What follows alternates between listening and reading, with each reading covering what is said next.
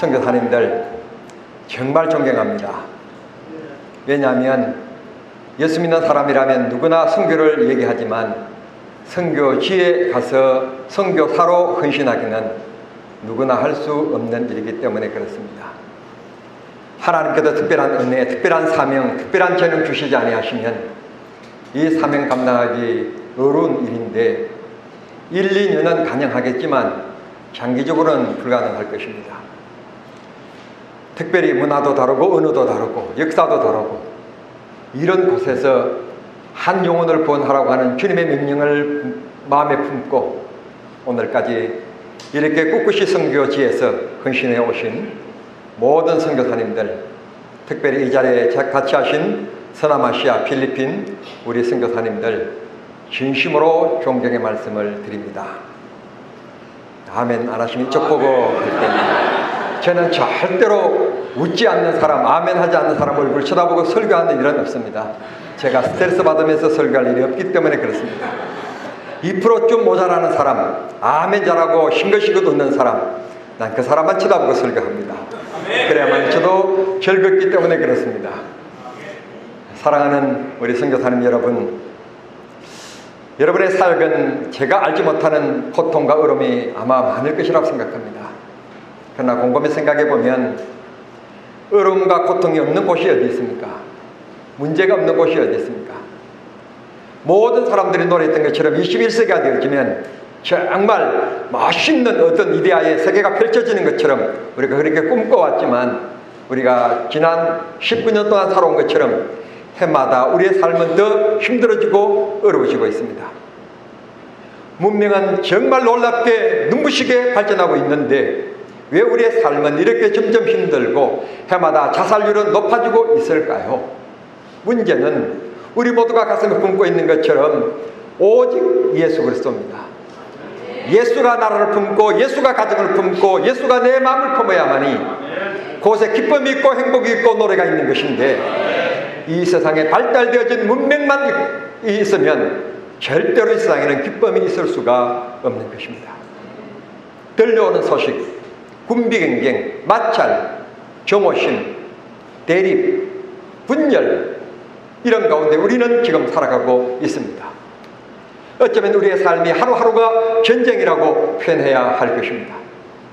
전쟁은 평화를 요구하고 있습니다. 평화의 주인은 무기가 아니고 군인이 아니고 이 세상에 발달된 지성이 아니고 경제부흥이 아니라 예수 그리스도입니다. 예수님이 나를 다스릴 때, 내 주인이 될 때, 아니 내가 그분에게 맞춰 살아갈 때 그때 진정한 이 나라의 평안과 우리의 행복이 있어지는 줄 믿습니다.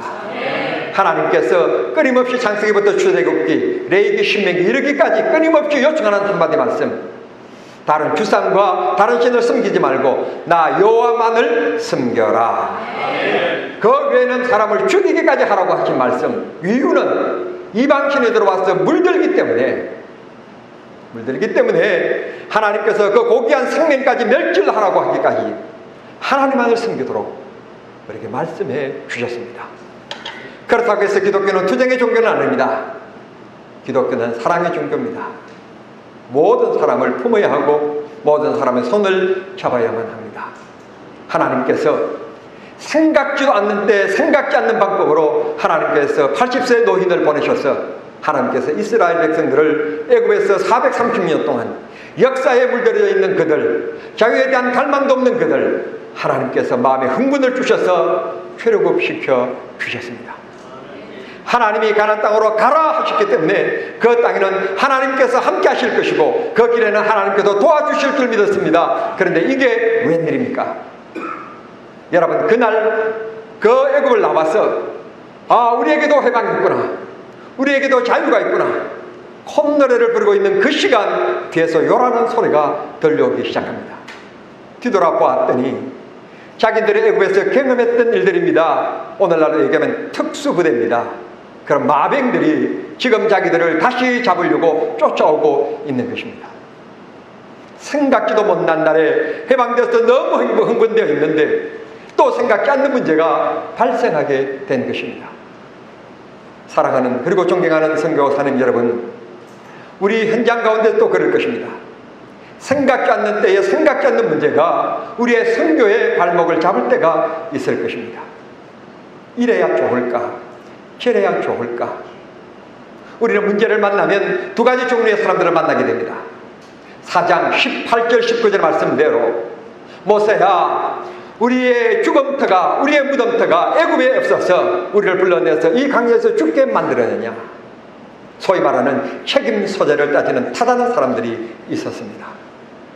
그런가 하면 20절에 모세같이 믿음을 가지고 하나님 앞에, 하나님께서 우리를 인도했으니 하나님 앞에 우리 마음을 드리면 그분이 인도하실 것이다. 내가 지금 손 이렇게 하는 얘기는 사인 주는 거예요. 아멘 하라고. 하나님이 함께 하실 것이다. 그 순간 하나님께서요 놀라운 역사를 베푸십니다. 여러분 성경을 보시겠습니까? 하나님께서 놀라운 것은 19절 말씀에 보면 하나님께서 이스라엘 백성들이 출애굽했을 때 하나님이 앞서 인도하셨다고 했어요. 그 길을 어느 길을 선택하여 가야 될지 모르기 때문에 하나님이 인도하셨어요. 하나님이 보호하셨다는 말씀이에요. 우리 선교사님들도 여러분의 길을 하나님께서 인도하여 주실 줄 믿습니다. 지금까지가 뒤돌아보면 하나님의 은혜인 줄 믿습니다. 앞으로도 하나님께서 은혜로 선하게 인도해 주실 줄을 믿습니다. 그런데 지금 이 이스라엘 백성들의 실정을 보면 20세 이상 남자만 60만, 그러니까 어린 아이들도 있고 노인들도 있었다는 말이니까 그들이 지금 짐까지 지고 길을 가고 있으니까 일반인들이 걷는 걸음에 비교하면 5 내지 7배 정도가 느리다고 합니다. 더 느리다. 그러면 뒤에 지금 소리나고 있는 이 마병들은 지금 말을 타고 뛰어오고 있기 때문에 그 간격이 급속하게 줄어들어야만 되고 그들에게 곧 포로로 잡혀야만 이것이 옳은 원리입니다. 이게 방식입니다. 근데 놀라운 것은 방금 제가 소개했던 이 성경 구절을 보면 하나님께서 뭐라고 말씀하시는가 하면 이스라엘 백성들 앞서가셨던 그 하나님의 사자가 불안해하고 엉망하고 있는 그 순간 하나님의 사자가 뒤로 옮겨가서 이스라엘 백성들과 애굽의 마병 사이에 개입하셨다. 이 말을 다시 얘기할게요. 다시 얘기하면 마병의 소리가 점점 가까웁니다. 그냥 심장이 벌렁벌렁 떨릴 것 같은 불안감이 지금 엄습해 오는 겁니다. 두려움 속에 이들은 벌벌 떨고 있습니다. 앞에는 바람에 넘칠대고 있는 지금 홍해가 있고 뒤에는 지금 자기들을 잡으러 오는 이 병사들 때문에 지금 간이 지금 주아를 들고 있는 순간입니다. 다기닥다기닥 하는 소리가 더 가까이 다가옵니다. 간격이 좁아졌다는 뜻입니다. 그런데 성경은 뭐라고 말하는가 하면 하나님께서 그들 사이를 막으심으로 잘 성경사님들 기억하십시오. 막으심으로 소리는 요란하게 들렸지만 다시 얘기할게요. 이역을 하면 이런 뜻이에요. 소리는 요란하게 자꾸 말이 그 자리에 뛰기는 뛰는데 제자리에 뛰었다고 말해요. 소리가 요란한 것만큼 급격하게 간격이 좁아진 것이 아니라 간격은 그대로 유지되면서 소리만 요란하게 뛰게 되었다. 왜? 하나님의 사자가 막으셨기 때문에. 오늘 우리에게는 돈도 부족하고 건강도 부족하고 사람도 부족하고 인재도 부족하지만 누가 함께 하시는가 하면 이 하나님이 함께 하십니다. 앞으로 가라. 언제나 무슨 일에나 원망과 불평하는 사람들이 있습니다. 타다는 사람들이 있습니다. 똑똑한 사람들은 책임 소재를 자꾸 논하기도 합니다. 그러나 힘들고 어려운 문제가 있을 때 우리는 마음이 하나 되어야 합니다. 편안할 때는 국민이 대통령을 비평할 수도 있겠지만 나라가 힘들고 어려울 때는 대통령을 중심으로 지도자를 중심으로 하나 되어야 합니다. 사랑하는 성도 여러분, 그리고 선교사님 여러분, 우리가 기억해야 될 것은 우리 목회 현장, 즉 선교의 현장이 편안할 때는 말할 것도 없거니와 힘들고 어려워질 때 우리의 지도자이신 예수님께 가까이 나가야만 됩니다. 주님께 발을 맞춰야 합니다. 그분이 도와주셔야 되고 그분이 인도해 주셔야 됩니다. 제가 괜찮게 생겼죠? 남자로서 이 정도면 괜찮잖아요. 잘 모르시는 모양인데 제가 가르쳐 드릴게요. 대한민국의 표준이 뭔가 하면 지금 조금 달라졌을 거예요. 너무 잘 먹고 잘 살아서 좀 달라졌을 것인데 한 10년 전만 해도 이 기성복을 만드는 기준이 있습니다. 기성복을 만드는 기준이 있는데 그 기준이 남자는 1m 72, 몸무게는 64kg.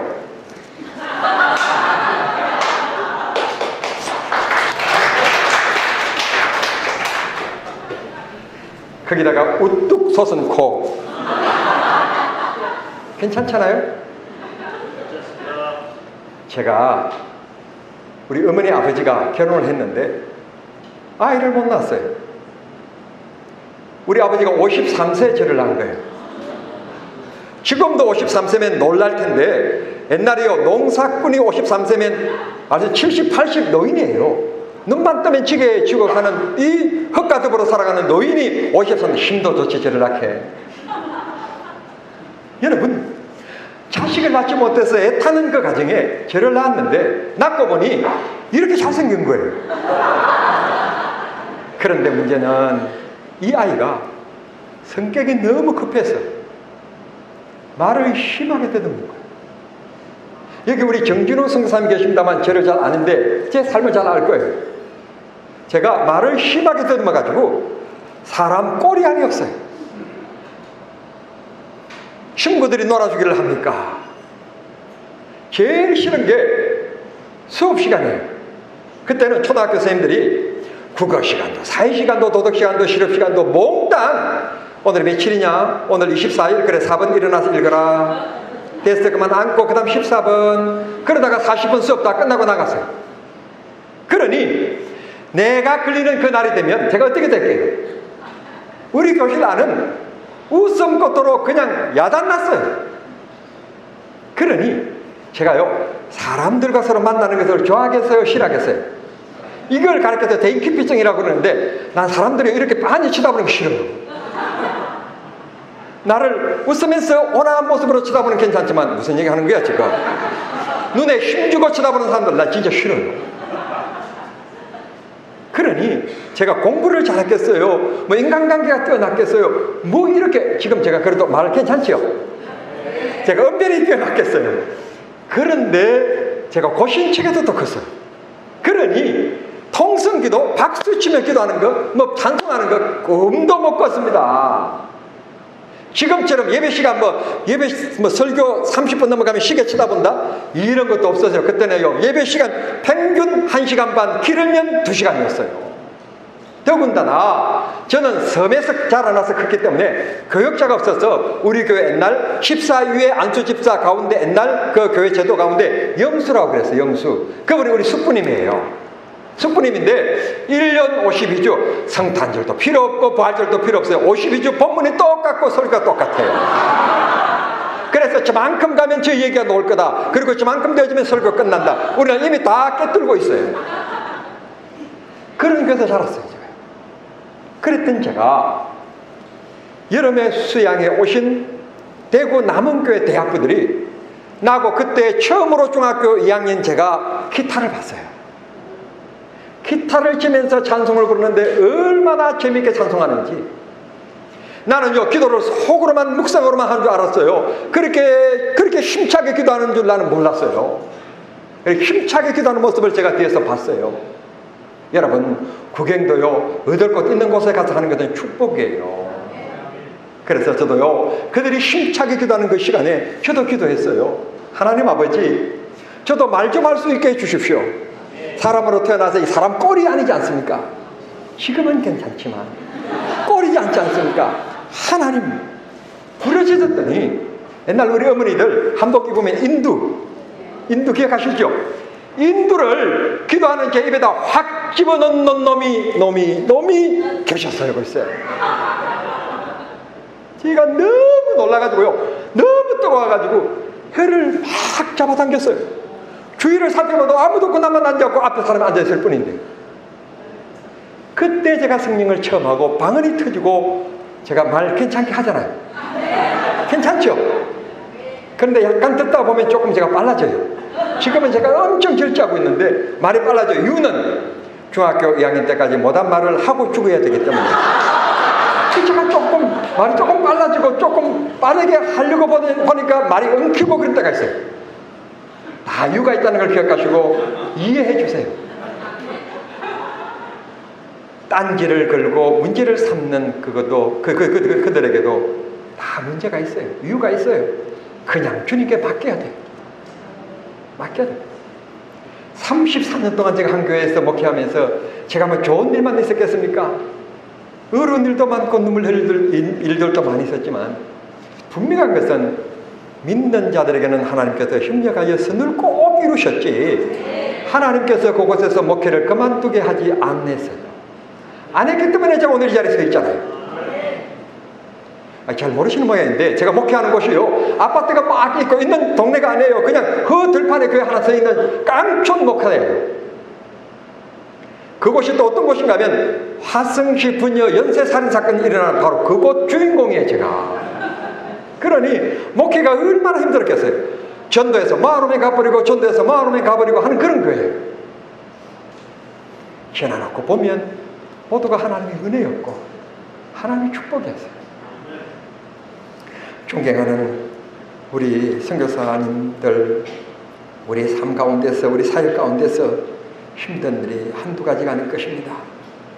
한국 국내 사정도 그렇고 유럽 교회도 그렇고 한국 교회도 그렇고 분열과 분열을 거듭하면서 반목하고 탓하고 이끈에 앞서 있고 이런 모습들을 봅니다.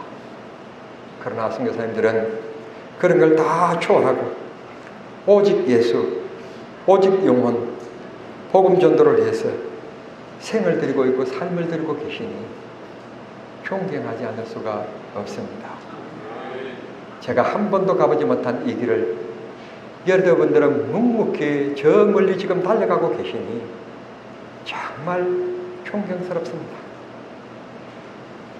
국내 목회자들은 은퇴하면 노후나 보장이나 된다고 하지만 여러분들은 이 선교지를 떠나오면 어느 누구 인생을 책임져 줄 사람도 없는데 그런 걸 생각하지 않고 복음을 위해서 영혼 구원을 위해서 오늘도 이 길을 말없이 달려가고 계시니 그 모습이 성자의 모습이라고 표현하지 않을 수가 없습니다. 참으로 귀중한 모습입니다. 존경하지 않을 수가 없습니다. 하나님이 지금까지 일하셨고 앞으로도 일하실 것입니다. 여러분이 계시는 그곳이 텃밭입니다. 누군가 텃밭을 가꿔야만이 좋은 식물을 얻을 수 있는 것처럼 누군가 씨를 뿌려야만이 거둘 수 있는 것처럼 여러분들은 오늘도 씨 뿌리는 자들입니다. 씨 뿌린 자. 여러분들은 씨 뿌린 자, 다른 말로 표현한다면 선구자들입니다. 복음의 선구자들, 앞서가시는 분들입니다. 하나님이 지금까지 역사하셨듯 앞으로도 위대하고 아름답게 역사하여 주시리라고 믿습니다. 네. 하나님께서 힘주시고 은혜 주시고 능력 주시기를 소원합니다. 네. 어떤 분이 그분의 영성의 가름자는 기도고 찬양이다 그랬습니다. 찬양하는 모습 보면 그분의 영성을 어느 정도인지 알 수가 있고 그분이 기도하는 생활을 보면 그분의 영성이 어느 정도인지 알 수 있다고 그랬습니다. 오늘 우리 선교사님들 성가대 찬양을 들으면서 참 이런 분들이 이곳에 이렇게 하나님을 기쁘시게 하는 아름다운 목소리로 이렇게 찬양을 하고 계실까? 내가 지금 세종문화회관에 와 있는 건 아닌가? 그런 착각을 이루게 되었습니다. 몇 년 전에 화성시 680개 교회에서 음선한 8개 교회 성가대들이 수원대학교 대운동장에 특설 무대를 만들고 성가제를 한 적이 있었습니다. 680개 교회에서 음선한 8개 교회 성가대가 찬양을 했는데 어느 교회가 1등을 했는가 하면 제 입으로 감히 말하기가 참 부끄러운데 경남중앙교회가 1등을 했어요. 그 교회 제가 담임 목사예요. 그렇게 찬양 잘하는 교회에 매주마다 그 성가대 찬양을 듣고 있는데 어제 그 감동보다도 오늘 감동이 더 커요. 아부 조금 하는 거 아시죠? 아니, 아부라고 보다는 진심이에요. 진짜로 오늘 너무너무 감동이었어요. 아, 하나님께서 그래서 나를 이곳에 보내셨구나. 사람은요, 항상 가치 있는 곳에 투자하게 되거든요. 오늘 또, 아, 내가 시간을 투자할 만한 가치 있는 곳에 와 있구나. 너무너무 기쁘고 감사했어요. 정말 존경합니다. 감사합니다. 우리 교회가 1등 했다는 것은 잊지 말아 주십시오. 말씀을 마치겠습니다. 어제나 오늘이나 영원토록 동일하신 하나님. 목회는 내가 하는 것 같지만 하나님께서 하게 하시는 것이고, 일을 이루어 가시는 분들도 이루어 가시는 분이 하나님이십니다. 그 하나님 굳게 붙잡고 가까이 하며 늘 승리하는 우리 성교사님들이 되실 수 있게 되기를 바랍니다. 오늘 이 위로회는 순수하게 한국에서 오신 우리 목사님들이 십시일반 자비랑으로 오늘 이 귀한 위로회와 대회를 개최하게 되었고, 이 자리를 마련하게 되었음을 말씀드리면서 참으로 이렇게 도와주시고 또 귀중한 시간까지 내셔서 선교 현장에 자리를 같이 해주신 존경하는 여러 목사님들 진심으로 감사의 말씀을 드립니다. 기도하겠습니다.